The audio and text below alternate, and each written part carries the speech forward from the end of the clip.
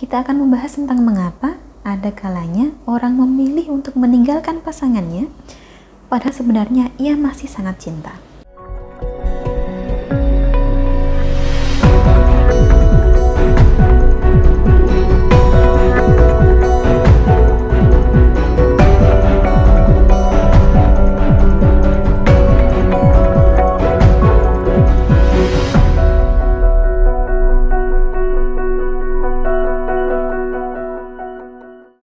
Salam Rahayu, dengan Dewi Sundari di sini seperti biasa. Apa kabar Anda? Semoga selalu sehat dan selalu diberikan kemudahan serta kelancaran dimanapun Anda berada. Kali ini, kita akan kembali membahas seputar hubungan rumah tangga.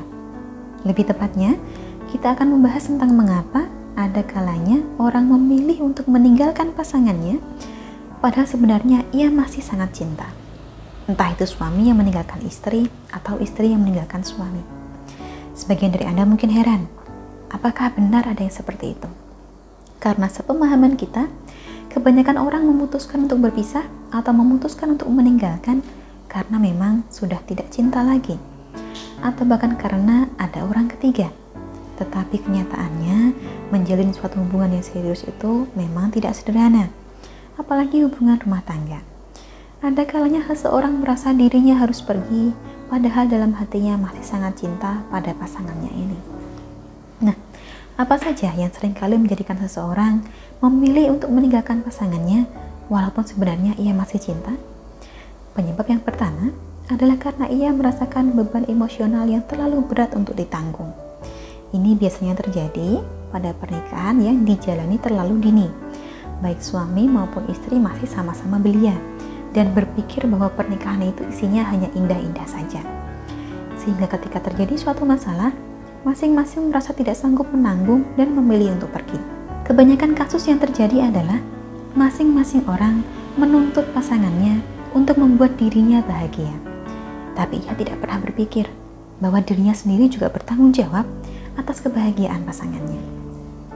Sehingga ketika harapan atau tuntutannya tersebut tidak terwujud, ia pun kecewa dan bertekad untuk mengakhiri pernikahan. Itulah alasan pertama. Sedangkan alasan kedua adalah karena ada terlalu banyak hal negatif yang membuat pasangan kewalahan. Ketika pasangan kita merasa dirinya dijatuhi begitu banyak ekspektasi, maka hal ini akan menjadikan beban baginya, sehingga mungkin ia akan memutuskan untuk pergi, sebab sudah tidak sanggup lagi menghadapi. Kemudian penyebab ketiga, pasangan bisa saja meninggalkan kita walaupun ia sebenarnya masih cinta, bila pada dasarnya ia belum siap untuk berkomitmen jangka panjang. Tidak sedikit orang yang memutuskan untuk menikah bukan karena sudah siap, tetapi karena tekanan sosial. Setiap kali bertemu orang ditanya kapan kawin, setiap kali ke kondangan ditanya kapan menyusul. Akhirnya buru-burulah ia memutuskan untuk menikah, padahal sebenarnya belum siap untuk berkomitmen jangka panjang. Ujung-ujungnya ia akan kewalahan, karena yang namanya tanggung jawab dan berumah tangga itu tidak sedikit. Lanjut ke penyebab keempat. Orang bisa saja memilih untuk meninggalkan pasangan yang masih dicintainya jika ia merasa kehilangan jati dirinya sendiri. Namanya pernikahan itu jelas akan membawa perubahan besar. Kita harus rela meninggalkan semua kenyamanan hidup saat masih melajang, dan juga harus mau belajar untuk berkompromi dan mengalah pada pasangan. Bahkan ada kalanya kita harus rela pula meninggalkan semua hobi dan kegemaran yang tadinya rutin kita lakukan.